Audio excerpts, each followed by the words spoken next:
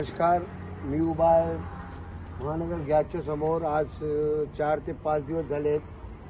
खेडमधील local लोकांना gas नाही आहे. जेव्हा पण लोकल लोक इथे येतात तेव्हा सांगतात की गॅस संपला आहे. नाहीतर मुंबईला जाणाऱ्या गाड्या ह्या 200-300 गाड्या लाईनीवर उभ्या असून इथे लोकल लोकांना काही गॅस भेटत नाही. आज 3-4 दिवस हेच परिस्थिती खेडमध्ये चाललेली आहे.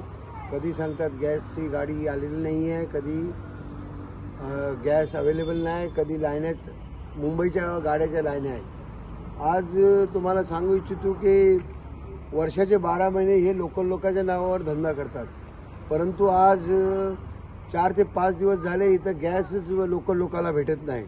तेव्हा माझी प्रशासनाची विनंती आहे की इथे एक लोकल लोकांसाठी एक काउंटर ठेवावा, ताकी लोकल लोकांना गॅस भेटेल.